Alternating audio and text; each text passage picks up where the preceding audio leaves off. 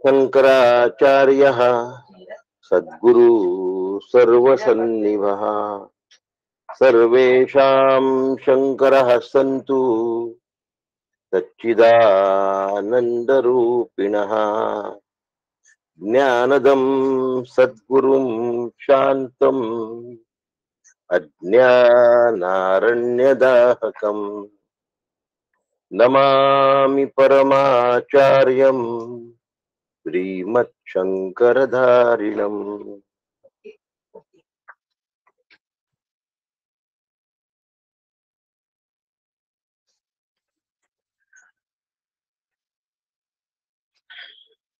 अनंत जन्माचा शीण सद्गुरु तव कृपे विण सुख दुःखाचा ताण तोषित गेलो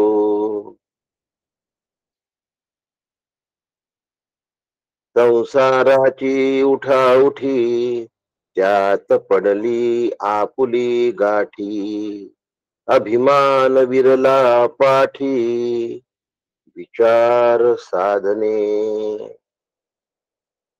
आता नुरली कसली वाण दिली स्वस्वरूपाची जाण जीवनाचा क्षण न क्षण पावन झाला गुरुवाक्ये अढळ श्रद्धा जोडिले परब्रह्मासी सदा नुरली जन्म मृत्यूची आपदा स्वरूपाकारतेने सदा शिव समारंभा शंकराचार्य मध्यमा अस्मदाचार्य पर्यंताम वंदे गुरु परंपरा वंदे गुरु परंपरा सद्गुरुनाथ महाराज की जय.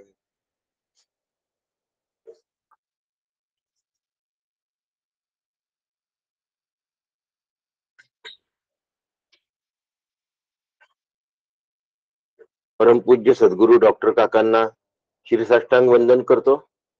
पूजनीय मंदाताईंना साष्टांग नमस्कार करतो. आदरणीय नीलाताईंना वंदन करतो. आपल्या सगळ्यांना नमस्कार करतो आणि शांती पाठाला आणि आजच्या मंत्राला प्रारंभ करतो. ओम सहनावतु सहनौ भुनक्तु सह वीर्यं करवावहै तेजस्विनावधीतमस्तु मा विद्विषावहै. ओम शांति शांति शांति.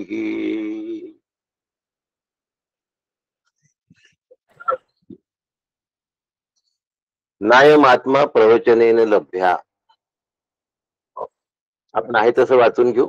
नायम आत्मा प्रवचनेन लभ्यो न मेधया न बहुधा श्रुतेन यमे वैश्य वृणुते तेन लभ्यस्तस्यैष आत्मा विमृणुते तनुम स्वाम. नाविरतो दुश्चरिता नशांतो नासमाहितः नाशांत मानसो वापी प्रज्ञाने नैन माप्नुयात.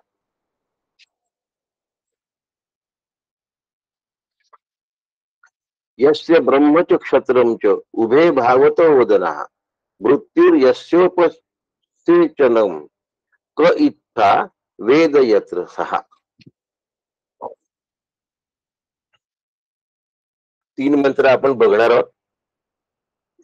लिंक द्यायला जरा वेळ झालाय त्यामुळे थोडा 10 मिनिटाचा फरक पडतोय. बघूया. पहिला मंत्र घेऊया. पहिल्या अध्यायातल्या दुसऱ्या वल्लीतला 23वा. नायमात्मा प्रवचनेन लभ्यो न मेधया न बहुधा श्रुतेन यमे वैश्य वृणुते तेन लभ्यस तस्यैष आत्मा विमृणुते तनुम स्वाम. आत्मा प्राप्त होणं, आत्म्याचा साक्षात्कार होणं हे नुसत्या व्याख्यानाने शक्य नाही, केवळ तर्कबुद्धीनेही शक्य नाही, पुष्कळ श्रवणानेही तो प्राप्त होत नाही. हा आत्मा ज्याला वरतो, ज्याच्या अंतःकरणात आत्म्याविषयी प्रेम उत्पन्न होतं, त्यालाच त्याची प्राप्ती होते. शक्य आहे, कारण आत्मा त्याच्या पुढे आपले यथार्थ स्वरूप प्रगट करतो. आत्मज्ञान हे आत्मकृपेने होतो, हा सांगण्याचा विषय आहे. म्हणजे पहिल्यांदा माझ्या प्रयत्नाने आत्मज्ञान होतं हे पहिले काढून टाकायचं. काय काढायचं आहे? पहिल्यांदा माझ्या कृपेने आत्मज्ञान होतं हे पहिल्यांदा काढून टाकायचं. हे जर मी काढू शकलो तर आपल्या लक्षात येईल की माझ्या करण्याने मला आत्मप्राप्ती नाही होत. माझ्या करण्याने आत्मज्ञानाची प्राप्ती नाही होत आहे हो मला. आम्हाला खूप वाटतं आम्ही इतकं साधन केलं म्हणून तसं झालं, आम्ही तेवढं केलं म्हणून तसं झालं. त्याच्यासाठी शांकर भाष्यामध्ये सुंदर उदाहरण दिलंय आणि त्याचं काकांनी ओवीबद्ध निरूपण केलं आहे. नायमात्मा प्रवचने नानेकम वेद स्वीकरणेन लभ्य. भगवत पूज्यपाद म्हणतात, नायमात्मा प्रवचने नानेक वेद स्वीकरणेन लभ्य. नायमात्मा प्रवचनेन लभ्य याच्यावर आचार्यांनी सांगितलं आणि काका त्याचं भाषांतर करतात. वेद सर्वही जाणिले, श्रवणही अनंत घडले, कीर्तनी प्रवचनी निरूपिले, आत्मा न दिसे.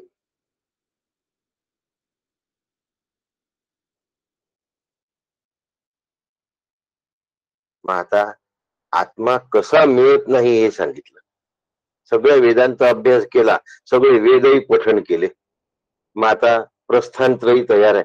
काही लोकांचे ब्रह्मसूत्र पाठ आहेत बरं का. मला अशी काही मंडळी मिळाली की जे ब्रह्मसूत्र पाठ म्हणतात आणि लहान लहान मुलं पतंजली योगपीठ हरिद्वारला ब्रह्मसूत्र पाठ म्हणताना मी टीव्हीवर ऐकलेली आहेत. भगवद्गीता पाठ म्हणतात, भगवद्गीतेच्या भेंड्या पण खेळतात, हे तर खूप जणांना माहिती आहे. पण ब्रह्मसूत्राचे सूत्र पाठ आहेत, उपनिषदांच्या ओव्या पाठ आहेत, म्हणजे मंत्र पाठ आहेत. मला एक मुलगी अशी मिळाली, मला फक्त एका नाही तर असे पुष्कळ असू शकतात, तिने शांकर भाषेच्या शांकर भाषेच पाठ केलाय. उपनिषदावरचं अख्खं शांकर भाष्य पाठ केलं. अरे बाप, मला नवल वाटलं. पण आत्मज्ञान झालेलं नाही, म्हणून म्हणतात कीर्तनी प्रवचनी निरूपले आत्मा न दिसे. का बरं असं? म्हणून प्रत्येक प्रवचन करणाऱ्यानी, कीर्तन करणाऱ्यानी, आध्यात्मिक विषयावर बोलणाऱ्या सगळ्या लोकांनी व्रत वैकल्य उपवास तापास पठण अनुष्ठान या सगळं करणाऱ्यांनी लक्षात ठेवायचं, यांनी आत्मा मिळत नाही. आत्मा जर कशाने मिळाला असता तर आत्मा प्राप्ती झाला असता. आत्मा प्राप्ती झाला असता आणि प्राप्ती झाला असता तर जे मिळालं आत्मज्ञान त्याला प्राप्तव्य म्हणावं लागलं आणि मिळवणारा जो आहे त्याला प्रापक म्हणावं लागलं असतं. म्हणून प्रापक, प्राप्य आणि प्राप्तव्य या त्रिपुटीमध्ये आत्मा सापडत नाही. वेद जाणून घेतले, भरपूर श्रवण केलं, कितीही अभ्यास केला आणि प्रवचन उत्तम आणि अस्खलित दिले तरीही आत्मज्ञान होत नाही. काही जणांना प्रवचन करायला मिळाल्याने आनंद होतो, बरोबर आहे, व्हायला सुद्धा पाहिजे. प्रवचनामुळे आपला अभ्यास उत्तम होतो, आपण सुस्थिरतेला प्राप्त होतो. पण अज्ञान निवृत्तीची ही व्यवस्था आहे, लक्षात ठेवा. नाहीतर येथे अविद्या नाश हे फळ, तेने मोक्षोपादान हे स्थळ. अविद्येचा नाश होण्यासाठी काकांना एकदा म्हटलं होतं की हे खूप अभ्यास करतात, म्हणजे त्यांची अविद्या जास्त असेल म्हणून. गीतेचा श्लोक असो, दासबोध पाठ असो, ज्ञानेश्वरी असो, नाथ भागवत असो, ऋचा पाठ असो, अभंग पाठ असो, काव्य तयार असो, सगळं मुखोद्गत असलं तरीही शाब्दिक पांडित्याने आत्मज्ञान प्राप्त होत नाही. साधक आपापसात भेटल्यानंतर सहजच बोलतात. सध्या तुझा कोणता ग्रंथ सुरू आहे? तो म्हणतो एवढी एवढी उपनिषद झाली, पंचदशी झाली, विवेक सिंधू झाला, विचार सागर झालं, ब्रह्मसूत्र झालं. त्यावर मी आता उत्तम प्रवचन सुद्धा करतो. म्हणजे आपण फार मोठे ज्ञानी आहोत, कीर्तिमान आहोत असं त्यांना सांगायचं असतं. परंतु त्यामुळे मला आत्मज्ञान झालं या भ्रमामध्ये प्रवचनकारांनी, कीर्तनकारांनी, निरूपणकारांनी, व्याख्यानकारांनी, पठण करणाऱ्यांनी राहता उपयोगाचं नाही. दुर्दैव असं आहे की परमार्थामध्ये स्वतःच्या मनानेच लोक प्रवेश करतात. सद्गुरूंच्या प्राप्तीशिवाय आपल्या मनाने परमार्थ करणं यापेक्षा हास्यास्पद गोष्ट कोणतीच नाही.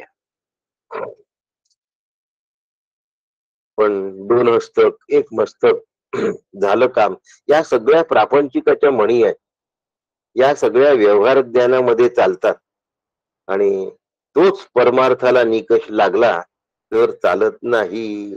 म्हणून प्रवचन केली आणि त्या प्रवचनांची तारीफ लोकांनी केली की आम्हाला आकाश ठेंगणं होतं. आणि मग एवढे प्रवचन का? प्रवचनकार होणं हे माझ्या आयुष्याचं लक्ष असता कामा नये. पंडितेनापि स्वातंत्र्येन ब्रह्मान्वेषणम न कुर्या. पंडितांनी सुद्धा पंडितेन अपि स्वातंत्र्येन ब्रह्मान्वेषणम न कुर्यात. आपल्या बुद्धीने ब्रह्मस्वरूपाची चिकित्सा करू नये.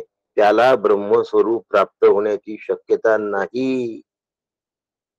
जेवढे प्रवचन जास्त करतो, जेवढ्या प्रवचनाला गर्दी जास्त असते, जेवढं पाठांतर आणि तोंडाने आपल्याला सांगता येतं, त्यामुळे आपल्याला आत्मज्ञान झालं असं वाटतं. आचार्य म्हणतात वाचन विजिज्ञासी वक्तारम विजिज्ञासित. वाच्य भिन्न भिन्न शब्द अर्थ तुम्हाला बहुविध वस्तूंकडे घेऊन जाऊ शकतात. वक्त्याला बघा वाचऊ वाचम, केनोपनिषद आठवत असेल. वाचस्य वाचा हा सौ प्राणस्य प्राणा, तोच आत्मा आहे. अयम आत्मा ब्रह्म हे ज्ञान झाल्याशिवाय तम आत्मानम विजिज्ञासितम, त्या आत्म्याबद्दल जाणण्याची इच्छा करावी, दृक्ला बघावं. म्हणून पहिल्यांदा सांगितलंय नायम आत्मा प्रवचनेन लभ्य. आत्मा प्रवचन केल्याने मिळत नाही. मग आता आजपासून अभ्यास आणि प्रवचन करणं सोडून द्यायचं का? याच्यात कीर्तन आलं, पाठवर्ग आला, कर्म आलं, उपासना आली, पाठांतर आलं, अनुष्ठान आलं, आणखीन जे काही असेल त्या सगळ्या गोष्टी आल्या म्हणजे प्रवचन करणं आजपासून सोडून द्यायचं का? नाही. कारण दुसरी श्रुती आहे स्वाध्याय प्रवचनाभ्याम न प्रवदितव्यम. स्वाध्याय आणि प्रवचन करणं सोडू नका. उपनिषद सांगताय की स्वाध्याय प्रवचनाभ्याम न प्रवदितव्यम. मग आता ते सोडू नका याचा अर्थ केलं पाहिजे. आणि इकडे तर म्हणतात नायम आत्मा प्रवचनाने लभ्य. आता दोन परस्पर विरोधी श्रुती आल्या. मग आता काय करायचं? कोणता अर्थ योग्य समजायचा? त्यासाठी ब्रह्मसूत्र पावला. आणि ब्रह्मसूत्रात काय केलं आहे याचं संपूर्ण विश्लेषण केलं आहे. 4 प्रकरणामध्ये ब्रह्मसूत्र विभागले गेलेलं आहे आणि त्यामध्ये याचं स्पष्टीकरण केलं आहे. म्हणजे प्रवचन ऐका करा, पण प्रवचन करण्याने आत्मलाभ होतो असा मनामध्ये भ्रम तयार करू नका. प्रकर्षेण प्रकृष्टम वचनम म्हणजे प्रवचन. प्रोच्यते इति प्रवचन. उपनिषद विचार व्यतिरिक्तेन, उपनिषद विचाराच्या व्यतिरिक्त केलेल्या श्रवणाने आत्मलाभ होत नाही. आत्मा अरे वा श्रोतव्या मंतव्या निधिध्यासितव्या, म्हणजे श्रवण मनन निधिध्यासन केलंच पाहिजे, केलं पाहिजे. तत्श्रवणम तत्कथनम अन्योन्यं तत्प्रबोधनम पंचदशी दृश्यते त्वग्र या बुद्ध्या सूक्ष्मया सूक्ष्मदर्शिभिः कठोपनिषद मनसा एव अनुद्रष्टव्यम बृहदारण्यकोपनिषद. प्रवचनादी साधनांमधून पुष्कळ साधकांना तत्व समजून घेण्याची इच्छाच वाटत नाही आणि मग ते साधना अहंकारामध्ये जातात. माझ्यासारखं प्रवचन कोणीही करू शकत नाही. प्रवचन करणं हे खूप बुद्धिमत्तेचं लक्षण आहे का हो? हो, पण बुद्धिमत्तेने आत्मा सापडतो का हो? न मेधया नापि मेधया ग्रंथार्थम धारणा शक्त्या, शंकराचार्य म्हणतात. काहीही लक्षात राहणं म्हणजे मेधा नव्हे.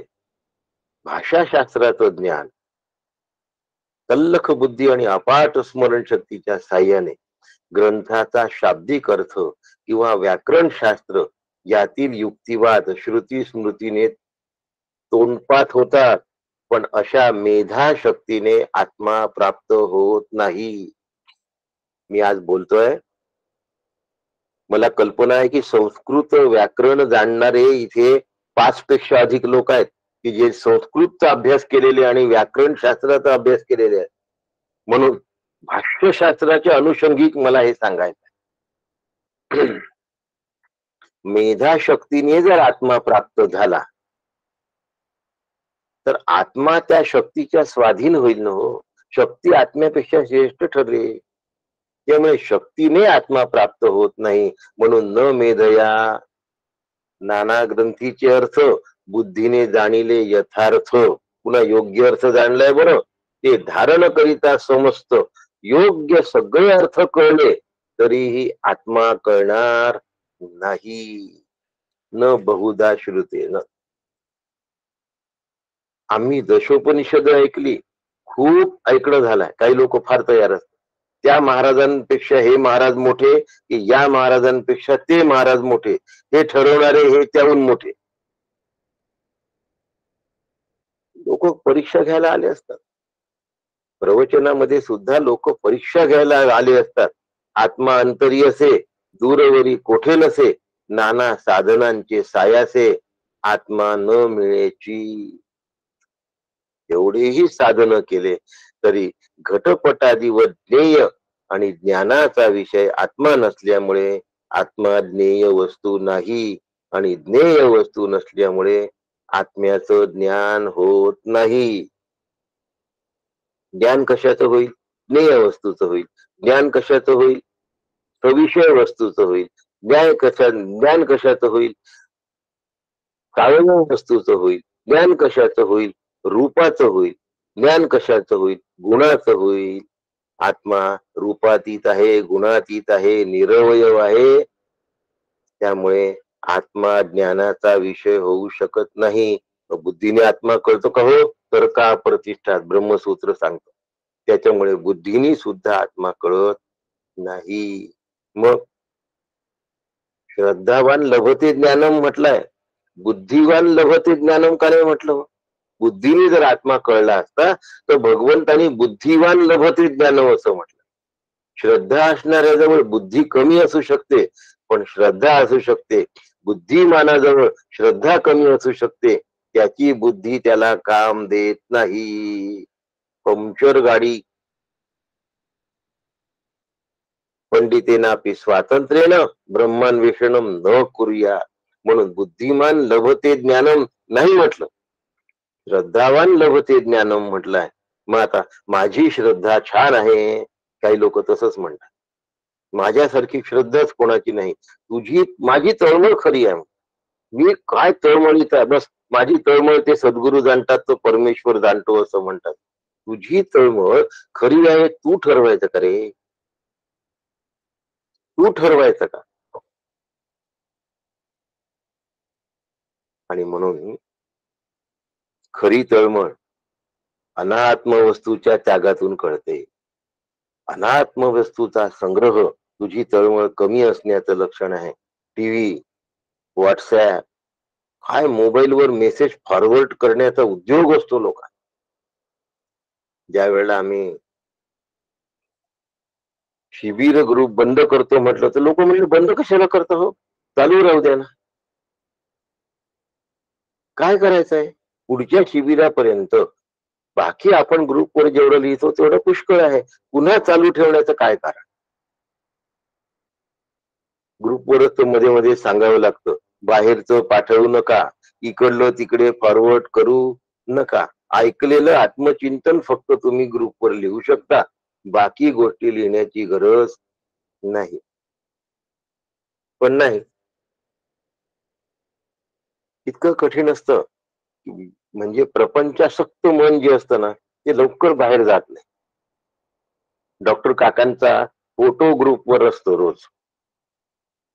आपण जाहीर केलं होतं की काकांचा फोटो असेल तर खाली नुसतं नमस्कार नमस्कार न लिहिता सद्गुरू संबंधीची एक ओवी लिहावी आणि त्यानंतर नमस्कार करावा. म्हणजे काकांचा फोटो, त्यात दासबोधातली, नाथ भागवतातली, ज्ञानेश्वरीतली, गाथेमधली, अन्य कुठल्याही संतांची, सद्गुरूंबद्दलची ओवी लिहा आणि नमस्कार करा. नाही जमलं, कारण ते पाहावं लागेल. काकांचा फोटो दिसल्याबरोबर आपला नमस्कार नमस्कार आपलं टच टच करून दिलं की आम्ही मोकळे होऊन जातो. ओवी पहा, मग ती ओवी तिथे लिहा, इतकी कोणाला सवड आहे? पण जर अशी लिहिली असती तर आज 10-20 ओव्या पाठ झाल्या असत्या सद्गुरू संबंधातल्या, तयार झाल्या असत्या आपल्या. पण असं कोणी केलं नाही. आणि म्हणून अनात्म वस्तू संबंधी ज्या वेळेला आकर्षण असतं त्यावेळेला माझी तळमळ खोटी असते. अनात्म वस्तूची तळमळ आहे आणि आत्मवस्तूची तळमळ आहे. तळमळ दोन राहू शकत नाही, ती एकच असते. तळमळ तळमळ होतची आहे, कल्याण करी रामराय. समर्थांना तळमळ आपल्या कल्याणाची होती आणि आम्हाला तळमळ आमच्या प्राप्तीची, मिळकतीची, कीर्तीची, यशाची. जर अशी तळमळ आमच्या जवळ असेल तर आहे का हो? खरं सांगू का, तत्वज्ञानाचा अभ्यास करणाऱ्यांची संख्या फार कमी असते. ऐकणारे खूप असतात, परंतु मला खरंच आत्मज्ञान झालं पाहिजे असं वाटणारे फार कमी असतात. मग त्यांना एखादी साधन प्रक्रिया सांगितली की त्याच्यावर ते फार खुश असतात. मी नाव घेत नाही कुठल्या प्रक्रियेचं, पण ते सांगतात की मग आम्हाला असं असं शिकवलं, आम्हाला तसं तसं शिकवलं, असं असं, आणि मग ते आम्ही रोज करतो आणि मग झालं. तेवढं केलं की गंगेत घोडे न्हाले, असं नाही हो. साधन प्रक्रियेने अविद्या नाश होतो, आत्मप्राप्ती होत नाही. कोणी खाण्याच्या पदार्थावर भाळतं, कोणी सौंदर्यावर भाळतं, कोणी विषयांवर भाळतं, कोणी व्यक्तीवर भाळतं, पण आत्मस्वरूप दुरावतं हे आमच्या लक्षात राहत नाही. माझ्याकडे पूर्वीला खूप सत्पुरुष यायचे.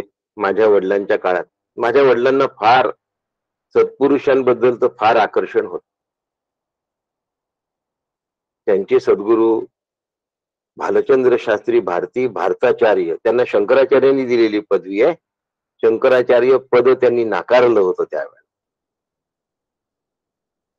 नर्मदा काठी त्यांचा आश्रम आहे, ओंकारेश्वर जवळ.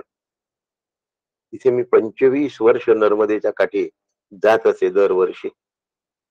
विषय, त्यांना फार संतांचं आकर्षण, त्यामुळे अनेक संत घरी येत असत.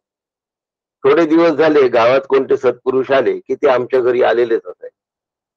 लहान होतो मी, सत्पुरुषांचं मोठेपण मला कळायचं नाही, पण माझ्या वडिलांना फार सत्पुरुषांचं वेड असायचं आणि फार त्यांचा भाव असायचा. एक सत्पुरुष आले, सीताराम महाराज देशपांडे, नागपूरचे रेशीम बाग मधले. माझा मुलगा त्यावेळेला रांगत होता. त्याच्याकडे पाहिल्यानंतर महाराज म्हणाले, किती गोड, किती सुंदर. जर हाच एवढा गोड आणि सुंदर असेल तर कृष्ण किती सुंदर असेल. म्हणजे क्षणभरात त्यांनी माझ्या मुलाच्या गोडव्याचं वर्णन थांबवलं, गोड शब्द वापरला की तिथून कृष्णावर आले. याला म्हणतात संत. आम्ही तारीफ करतो आणि मग त्या मुलांचे आई वडील, आजी आजोबा खुश होतात. एखादा गोड पदार्थ जास्तीचा जेवणात वाढतात, पण संत ताबडतोब भगवंतावर जातात. कृष्ण किती, मी नावानिशी सांगतोय, कृष्ण किती सुंदर असेल. आणि मग कृष्णाबद्दल बोलायला लागले. ते दत्ताचे उपासक होते बरं का. त्यांचं दत्त मंदिर आहे नागपूरला, रेशीमबागला, संघाच्या संघस्थानकाजवळ. पण ते कृष्णाबद्दल बोलायला लागले. त्यांना असं नाही म्हटलं की माझं दत्त मंदिर आहे, मी कृष्णाबद्दल कसं बोलू. कारण भाळणं, कशावर वाढले ते, खऱ्या अर्थाने रसोवई स्वहा, रसोवई सहा. म्हणून तो मी आहे, सो हम, आत्मा अंतरी असे, दूरवरी कोठे नसे, नाना साधनांचे सायासे न मिळेची. साधनांनी आत्मा नाही मिळत, कारण साधना, साधन आणि साध्य या त्रिपुटीमध्ये आत्मा येऊन बसतो, आणि असं होता कामा नये. आणि म्हणून तेन कठीण आत्मा जाणणे, परी एक उपाय असे जाणे, ते तैसेची होय वर्णे इही हाती.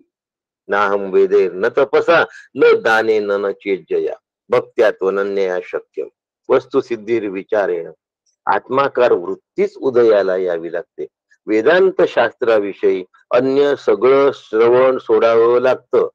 अन्य वाचो विमुंचथ, आचार्य म्हणतात, अन्य वाचो विमुंचथ.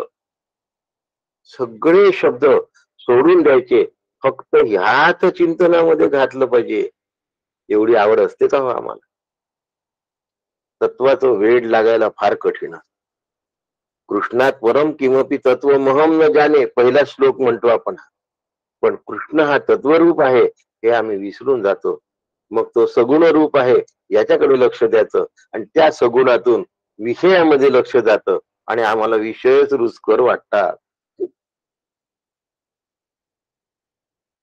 लहान मुलाला हिरा दिला आणि खेळणं दिलं, तो काय घेईल हो? हिरा घेईल की खेळणं घेईल? तसं आत्म आत्मरूपता हिरा आहे, आणि तो मिळवण्यासाठी मनुष्य देह हा काय आहे? उत्तम, सर्वोत्तम असं साधन आहे.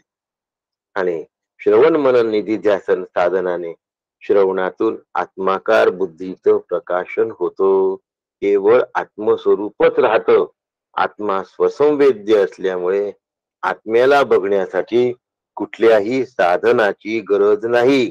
साधनाला दुय्यम लेखू नका, पण साधन आत्मज्ञान करत नाही, अविद्या निवृत्ती करतो, अनात्म गोष्टीपासून आम्हाला दूर करतो. मनाची प्रामाणिक व्याकुळता, तळमळ, जिज्ञासा, सातत्य, अंतर्मुखता, स्थैर्य, एकाग्रता अत्यावश्यक असतं. म्हणून ते गुरूंकडून सर्टिफाईड करून घ्यावं, आपलं आपण सर्टिफाईड करू नये. आत्मा प्राप्त करण्याची वस्तूच नाही, कारण आत्मा नित्य प्राप्त आहे. आणि म्हणून यमे वैश्य वृणुते तेन लभ्या, एष साधक यमेव स्वात्मानमेव वृणुते प्रार्थयते. आत्मा जसा आहे तसाच्या तसा आत्म्याला आम्ही वरला पाहिजे. काकांनी उदाहरण दिलाय, वधू वरासी वरी होई तयांची अंतुरी. ती वराला वरते आणि त्याच्या अंतरंगात प्रवेश करते. दई जवळीक येर येरी सहजी घडे, आणि मग त्याची आणि तिची जवळीक घडते. आधी वरलाय मग जवळीक आहे. आत्म्याला पहिले वरलं पाहिजे. यमे वैश्य वृणुते तेन लभ्या, त्यालाच आत्मज्ञान प्राप्त होतो. म्हणजे आत्मज्ञान शब्द फसवाय, आत्मरूपता हा शब्द खरा आहे. केवळ जो आत्म्यालाच चाहतो तेन वरित्रा लभ्या, अशा वरण करणाऱ्या साधकालाच आत्मा कळतो. त्याला अन्य कशाचीही अभिलाषा नसता कामा नये. याचं प्रवचन केलं की खूप लोक जमले पाहिजे. पैसे मिळाले पाहिजे, माझं नाव आलं पाहिजे, पेपरमध्ये छापून आलं पाहिजे, या गोष्टींकडे लक्ष वेधल्या गेलं की अनात्म वस्तूंनी पकडलंच म्हणून समजा. म्हणून लालसा, कामना, तृष्णा महाभयंकर असतात. जेवढं जेवढं तुम्ही समोर जाल ना, तेवढ्या तेवढ्या तुमच्या मागे बंधनं वाढत जातात. स्वतःच्या मस्तीत राहावं. काही काही संत सत्पुरुष आहेत ना, हिमालयात जाऊन बसतात. काही कोणाला सांगण्याच्या भानगडीत पडत नाही आणि उद्धाराच्याही भानगडीत पडत नाही. पण दयाळुत्व असल्याशिवाय ते सद्गुरू होऊ शकत नाही. म्हणून दयाळू हिमालयाच्या खाली येतात आणि सांगतात. म्हणून मुझे मेरी मस्ती कहाँ लेके आई, यहाँ मेरे अपने सिवा कुछ नहीं. आनंद मूर्ती गुरुमानचं हे पद आहे. मुझे मेरी मस्ती कहाँ लेके आई, जहां मेरे अपने सिवा कुछ नहीं है. माझ्याशिवाय या जगात दुसरं काहीही मला दिसता कामा नये. कशाचीही कामना असता कामा नये, त्यालाच फक्त आत्मा वरतो. म्हणून कठीण आत्मा जाणणे परी एक उपाय असे जाणे, येण्याची होय वर्णे इही हाती. तेन वरित्रा स्वभेदेन अयम आत्मा लभ्य, स्व अभेदेन आत्मावृत्ती ऐक्य भावानेच होते. त्यालाच फक्त आत्मा लाभतो, अन्य कुठल्याही यांनी आत्मा लाभत नाही. आणि म्हणून आत्मा शोधण्यातही जावे, त्यानेच सामोरे यावे, अंतर्बाह्य प्रकाशावे पाहण्यासाठी. त्या गीता नाना कामना. आत्मा फक्त त्याचाच होतो जो आत्म्याचा होतो. आत्मा फक्त त्यालाच दाखवतो, स्वरूप प्रगट करतो, जो आत्म्याशिवाय दुसरं कशातही चिंतन करत नाही. स्वतः शिवाय अन्य काही बघत नाही. त्याच्या समोरच आत्मा प्रगटतो, बाकीच्या समोर आत्मा प्रगटत नाही. सुरू करायला थोडा वेळ झालाय. एक थोडस अधिक वेळ मी तुमचा न घेता कसं सांगता येईल ते पुढचे 2 मंत्र या ठिकाणी मी सांगतोय. आणि यस्य ब्रह्मच क्षत्रम च, याच्या आधी आहे अजून एक.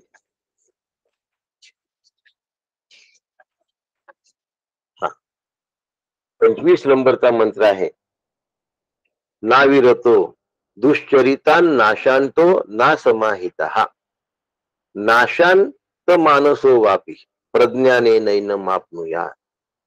आत्मज्ञानाचा अनधिकारी. आता मी अधिकारी सांगणं झालं, आता अनधिकारी सांगायचं आहे. आपलंच वर्णन आहे, मग ते वर्णन खूप रंगवून सांगण्याचं काय कारण आहे.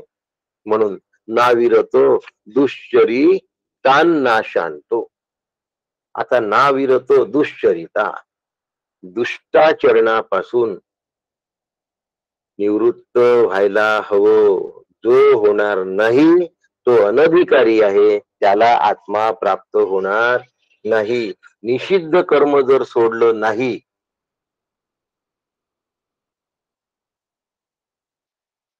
आत्मप्राप्ती होईल का हो? त्याला भले त्याची गर्दी खूप असो, लोक त्याला संत म्हणत, एकापेक्षा अधिक बायका कराव्याशा वाटतात आहे. आणि मग आत्महत्येची पाळी येते. मग याला दुश्चरितात नाही म्हणणार का? मग तो संत कसा असेल? खूप छान बोलतो, खूप गर्दी असते, फार प्रसिद्धी असते, म्हणून संत झाला का? दुश्चरितानी निंद्य आणि निषिद्ध, अनैतिक आणि धर्माविरुद्ध वागणारा जगणारा संत असू शकत नाही. दुष्टाचरण चालत नाही. अविरता न, दुष्टाचरणापासून जो निवृत्त झालेला नाही, जो धर्माला सोडून वागतो, धर्माविरुद्ध कर्म करतो, त्याला आपलं प्राप्ती होण्याची शक्यता नाही. सगळं वेल टू डू असताना कोणी चांगलं जगतो? पण जीवनात कधी चढाव असतात, कधी उतार असतात, कधी अनुकूलता असते, कधी प्रतिकूलता असते, कधी चांगलं असतं, कधी वाईट असतं. तिथे आमचा विवेक ढासळता कामा नये. माझी एका साधकाची भेट झालेली आहे आत्ताच. आपला विवेक ढळू नाही द्यायचा. परिस्थिती कशी असो, चढावाची असो की उताराची असो, पण माझी सत्सद विवेक बुद्धी मी श्री गुरूंना दिलेली आहे. ओवी आठवते ना ज्ञानेश्वरीतली, विवेकावरी. आठवलं. आणि म्हणून सांगायचं तात्पर्य असं आहे की सद्गुरू म्हणजे विवेक आहे, लक्षात घ्या.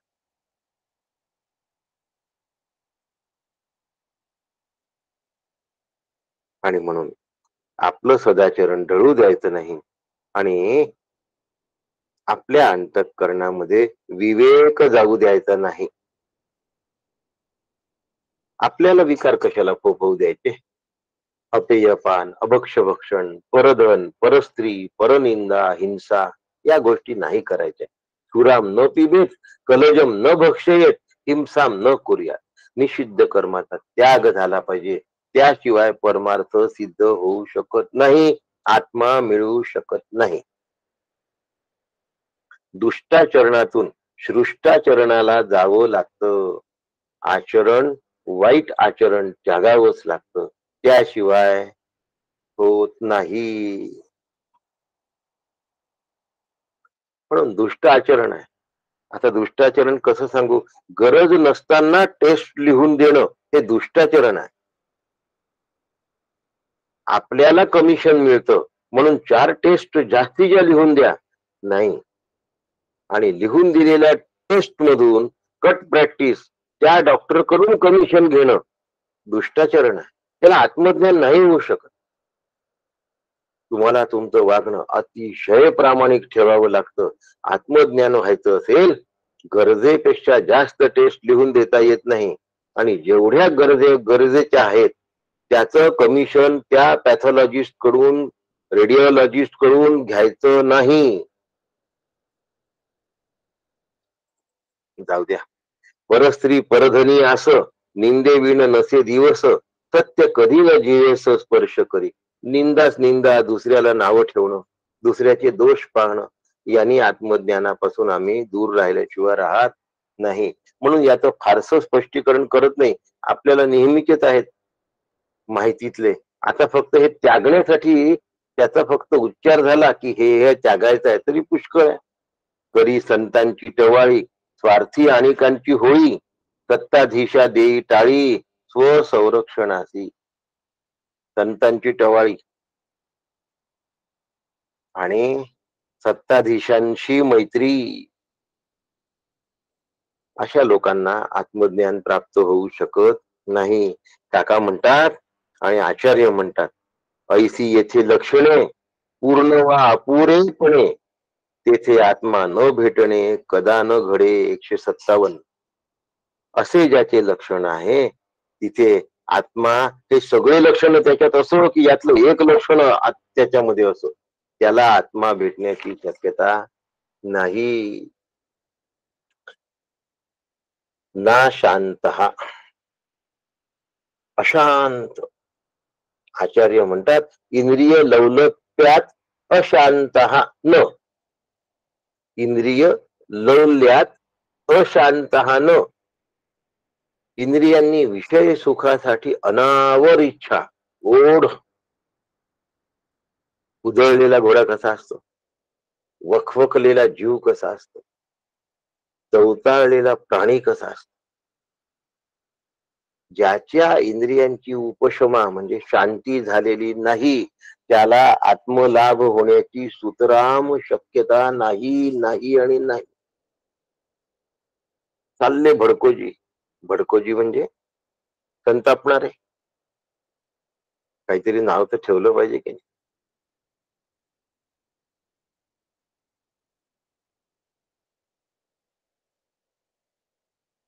लाकूड असतं, खूप प्रयत्नानंतर पेटतं. पेट्रोल असतं, जाऊन पेटवण्याची गरजच नाही, दुरूनच आत पकडून घेतं भडकोजी. आणि पाणी असतं, तुम्ही त्याला तापवलं तरीही ते पुन्हा थंडच होतं, ते भडकत नाही. अंगात आलेली उष्णता पाण्याच्या ते सोडून देतं आणि आपला गारवाच धरतं. म्हणून अशांतता असणाऱ्या व्यक्तीला परमार्थ सिद्ध होत नाही. जे जे इंद्रियाला पाहिजे, इंद्रिय जे जे मागती ते ते कोरे पुरवी, त्यांची आवड पुरवतो. ओवी आहे 159 नंबर. वेठ बिगारी तळांची करीती, काकांनी बिगारी लिहिलाय, पण तो शब्द वेठ बिगारी आहे, लक्षात ठेवा. काकांना वेठ बिगारी म्हणायचं आहे, पण यमकात बसत नाही तेवढं अक्षरांमध्ये, म्हणून बिगारी तळांची करीती रात्रंदिवस, त्याचा अर्थ वेठ बिगारी असा आहे. वारा अति चंचळ तोही राहील निश्चळ, परी मन जयाचे चंचळ सैरा वैरा. एखाद्या वेळेला वारा थांबून जाईल, पण त्याचं धावणार मन थांबत नाही. आठवा, चंचलम हि मन कृष्ण प्रमाची बलवत दृढम, तस्याहम निग्रहम म्हणणे वायुरिवसी दुष्करम. भगवंता कोण म्हणताय? एक महावीर म्हणतोय, महापराक्रमी म्हणतोय, महान योद्धा असं म्हणतोय, महारथी म्हणतोय. भगवंता वायूला हातात धरणं तरी एखाद्या वेळेला शक्य होईल, पण या मनाला हातात धरणं शक्य होणार नाही. मग भगवंत म्हणतात, अभ्यासे न तू कौंतेय वैराग्येण्याचे प्रय. असंशयम महाबाहो, तुझं म्हणणं बरोबर आहे, असंशयम महाबाहो. पण मग काय करायचं? अभ्यास करायचा, वैराग्य येण्याचे डोळे. असंशयम महाबाहो मनो दुर्निग्रहम परम, अभ्यासे न तू कौंतेय वैराग्य येण्याचे. का असं होतं? परांची खाणी वेतरुणा स्वयंभू. आमचे इंद्रिय बाहेर गामी आहेत, बहिर्मुखी आहेत, वासना लोलूप आहेत, आणि ते आत्मज्ञानाच्या प्राप्तीमध्ये अडथळा निर्माण करतात. म्हणून इंद्रिय सतत अस्वस्थ अस्थिर साधनेत प्रतिबंध करतात. इथे इंद्रियांची अशांती असते, अस्वस्थता असते, दौर्बल्य असतं, बहिख्याली असते, म्हणून ते अशांत असतात. अशा अशांत इंद्रियांना पहिल्यांदा शांत करायला पाहिजे. ना समाहिता, एकाग्र नाहीत, समाहित नाहीत, असमाहित चित्त आत्मज्ञानाची प्राप्ती करू शकत नाही. एकाग्र चित्तच फक्त आत्मज्ञानाला प्राप्त करू शकतं. आपण प्रयत्न केला ना तर भगवंत मदत करतो. बर, काल भारत पाकिस्तानची मॅच होती, पण खूपच झोप येत होती. मॅच कोणाची? सापा मंगसाची, हाडवैरी. आणि मला झोप येत होती. मुलगा म्हणे, बाबा इतकी छान मॅच आहे. म्हणलं, बाबा मला झोप येते आहे, माझा अभ्यासही राहिलाय, झोप येते आहे तर मी झोपून घेतो. झोपलो आणि मग रात्री जाग आला. त्यावेळेला मुलगा म्हणाला, बाबा थोड्या वेळापूर्वीच मॅच संपली. बरं झालं, छान झालं, आपण जिंकलो. काय थोडक्या रननी जिंकलो, पण जिंकलो, म्हणून फार छान झालं. तर तो झोपला आणि शांतपणे मला या दोन श्लोकांवर अभ्यास करता आला. एक श्लोक काल होऊन गेला होता, हे दोन पूर्ण व्हायचे होते, कदाचित त्याच्यामुळेच जागाला असेल. शांतपणे झालं सर. आणि म्हणून इतुके समाहित चित्त वरी गुरु वरद हस्त. आपल्या कृपेने आत्मज्ञान होऊ शकत नाही, गुरूंच्याच कृपेने आत्मज्ञान होतं. 168 नंबरची डॉक्टर काकांची ओवी आहे, आणि हे शंकर भाष्याची भाषांतर आहे. तसंच्या तसं शंकराचार्य या ठिकाणी सांगतात आहे की गुरूंचा वरद हस्त असल्याशिवाय आत्मज्ञान प्राप्त होऊ शकत नाही. आपल्या मनाने आपण दुसऱ्याला गुरु मानून होणार नाही. गुरुनी तुम्हाला शिष्य मानलं पाहिजे विधिवत. त्या गुरूंबद्दलची एक अट आहे, श्रोत्रिय ब्रह्मनिष्ठ दयाळू. 3 संप्रदाय आणि परंपरा युक्त पाहिजे. नाही तर आत्ताच वर्णन केलं आणि मग ते कसे वागतात, त्यांना जेलमध्ये जावं लागतं, नाही तर आत्महत्या करतात. मग ते गुरु असतात का हो? संप्रदाय लागतो, परंपरा लागते, आणि मग श्रोत्रिय ब्रह्मनिष्ठ दयाळू असायला पाहिजे. वरी गुरु वरद हस्त तैची आत्मज्ञाने प्राप्त आत्मा होय ना शांत मनसो वापी अशांत मानसहान. काय श्लोकामध्ये आहे शेवटी, ना शांतो मानसो वापी. आता आचार्य म्हणतात अशांत मानसान निश्चय निश्चय निश्चय निश्चया पाठी हीची बुद्धीसी अटाटी सात्विक परी खोटी मन चित्ते होय. एकामागून एक काहीतरी निश्चय करण्यामध्ये बुद्धी अडकून पडते. वास्तविक बुद्धी सत्वगुणाची आहे. मन आणि चित्त यांच्या संस्कारामुळे ती रजतमानी व्यापून जाते. म्हणून या ठिकाणी एक ओवी आहे आणि ती ओवी तुम्हाला सांगतो. फार सुंदर ओवी आहे ती. मन बुद्धी चित्ताच्या बेफामपणाला अहंकाराची 163 नंबरची ओवी आहे. मनाधिकांचा धिंगाणा अहंकार अधिष्ठान राणा ही चांडाळ चौकडी जाणा जीवाला छळी. मन बुद्धी चित्त आणि अहंकार यांची घट्ट बैठक झाली आहे. चांडाळ चौकडी म्हटलं याला. ही हाल करते जीवाची आणि मग चित्ताला समाहित होऊ देत नाही, आत्मप्राप्तीपाशी जाऊ देत नाही. म्हणून मग त्याग करावा लागतो, क्षमदमाचा वापर करावा लागतो. प्रज हाती यदा कामान सर्वान पार्थ मनोगता आत्मन्नेवात्मना तुष्टा चित प्रज्ञा तदोच्यते. सगळ्या कामना गळून पडल्या पाहिजे आणि मग आपल्या आनंदामध्ये आपण रममाण होऊ शकतो. माझ्या आतमध्ये दोषच नाही, माझे कुठे चुकतच नाही असं जो म्हणतो आणि अशांत राहतो, त्याच चुकतंय म्हणून अशांत आहे ना. खरंच सांगा, नाही मिळाले 400 पार, मग अस्वस्थता यावी का हो?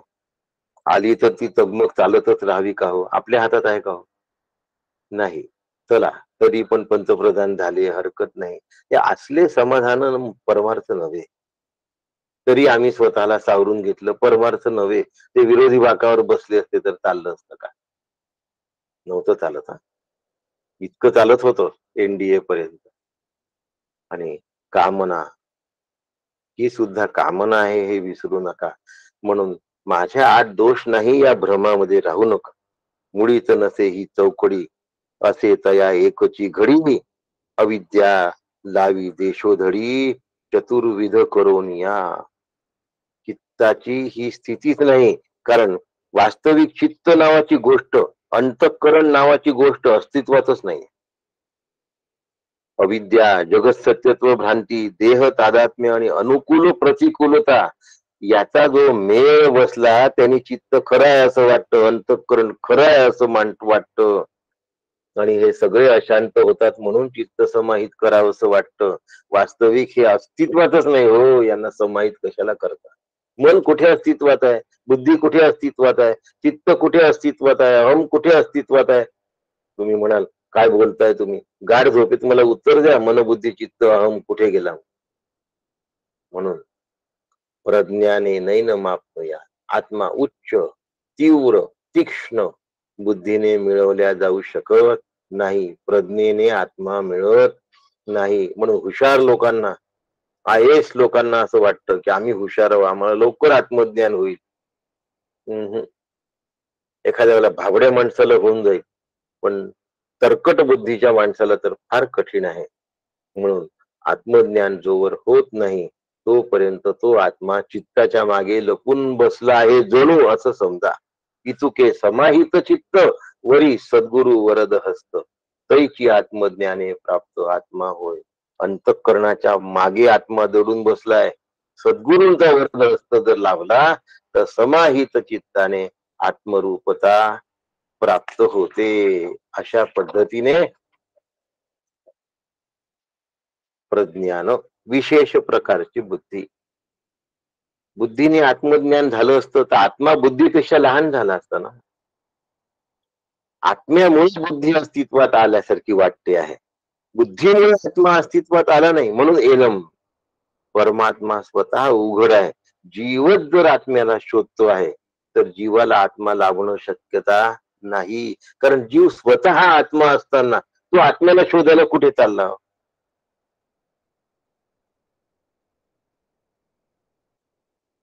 ना. शोधिसी मानवा राऊळी अंतरी नांदतो देव हा आपुल्या अंतरी. याच्यावर जाऊ नका.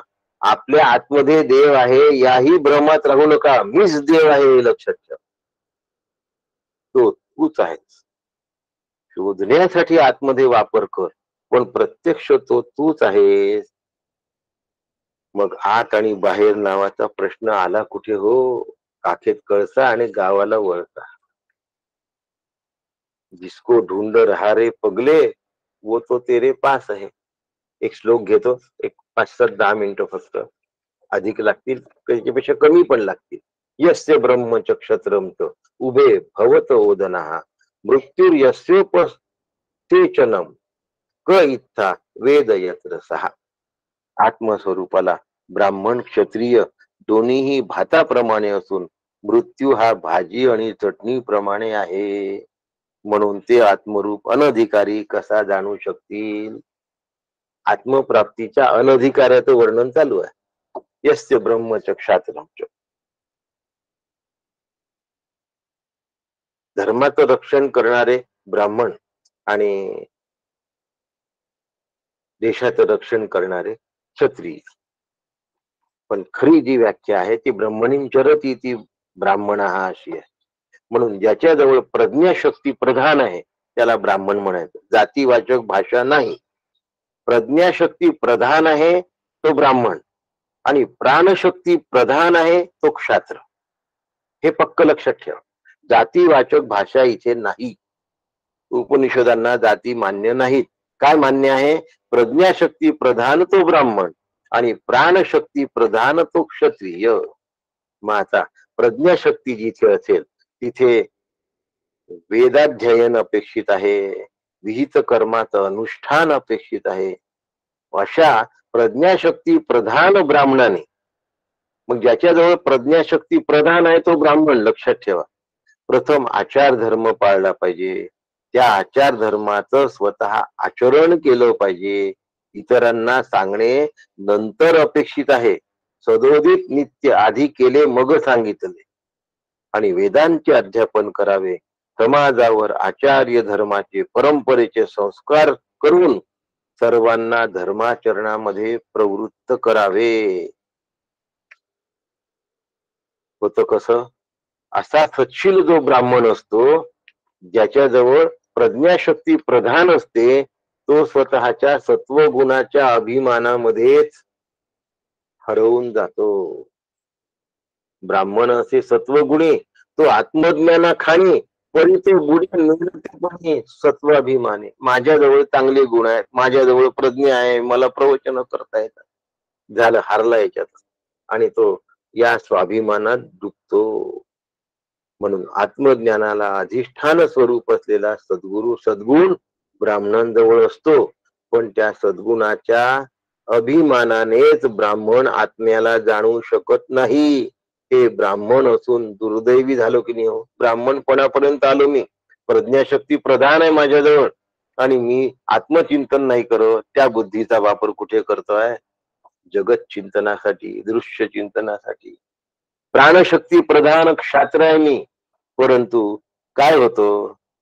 पॉझिटिव्ह निगेटिव्ह दोन्ही ठिकाणी माझी शक्ती विखुरल्या जाते आणि त्यामुळे धर्मरक्षण न होता मी कुटुंब रक्षण किंवा अशा गोष्टी करायला लागतो आणि मग गडबड होते. आम्ही फक्त आपल्या पुरता पाहतो. सगळ्यांपुरता विश्वची माझे घर पाहतो का हो? नाही पाहत. म्हणून वर्ल्ड स्पेस समिट तयार करावी लागते. का उभारावी लागते हो? वर्ल्ड पीस समिट का बरं उभारावी लागते? वर्ल्ड नव्हे, वर्ल्ड पीस समिट का बरं उभारावी लागते? आज राजसत्तेवर अंकुश नाहीये. राजसत्तेवर प्रज्ञाशक्तीचा अंकुश जर असता, राजावर जर धर्माचा अंकुश असता, तर असं झालं नसतं. म्हणून ते म्हणतात उभे भवत वदना. इथे प्राणशक्तीचा अभाव आणि प्रज्ञाशक्तीचाही अभाव आहे. तिथे ब्रह्मवस्तू सापडण्याची शक्यता नाही. या दोन्हीच्या अत्यंत अभावात मी ब्रह्म आहे हे निघून जातं. कसं जातं? ज्याप्रमाणे भाताच्या मुदी गिळंकृत करतो, तसं तो मी ब्रह्म आहे असं म्हणतो आणि अनुभव हरवून बसतो. जीवा अनिवार्य मरण भिववी नित्य दारुण, ते चटणी कोशिंबिरी जाणं आत्मभोजनी. काकांची 170 नंबरची ओवी. आत्म्याला जन्म आणि मरण चटणी कोशिंबिरी सारखं असतं. त्याला भीती वाटत नाही. जन्मोनी मरण यावे ते देहा होई आगवे, आत्मा मरण ते भासावे अज्ञानी असे. जन्माला येऊन मरण पावतो हे वास्तविक. देह मरण पावतो, देह जन्मतो, पण आत्म्याला त्याचा काहीही फरक पडत नाही. मृत्यू सगळ्यांच्या प्राणाचं हरण करतो. मृत्यूच्या हरण करण्याच्या शक्तीला विश्रांती नाही. म्हणून अवरत मृत्यू कार्य करत असतो. म्हणून मृत्यू आत्म्याचे उपसेचन आहे, म्हणजे तोंडी लावणे आहे. चटणी मिठासारखा मृत्यूला तोंडी लावतो.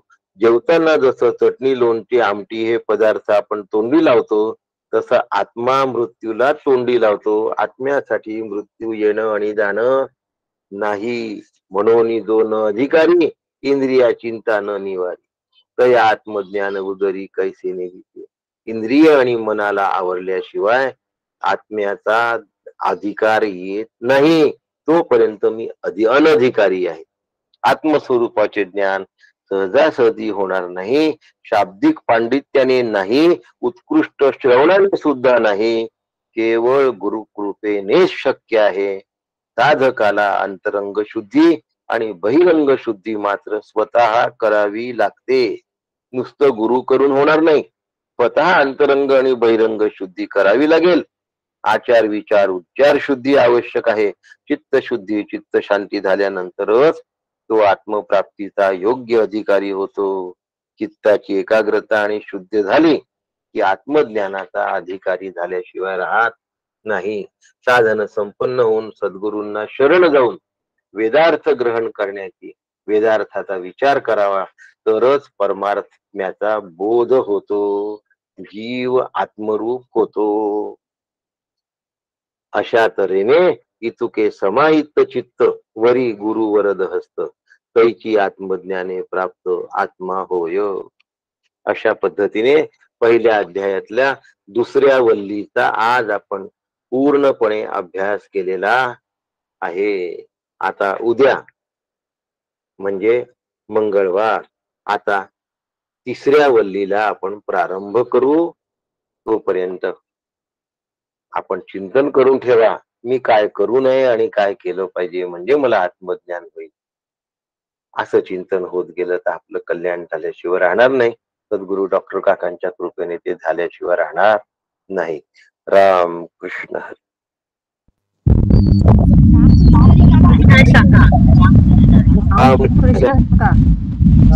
रामकृष्ण हरी. रामकृष्ण हरी.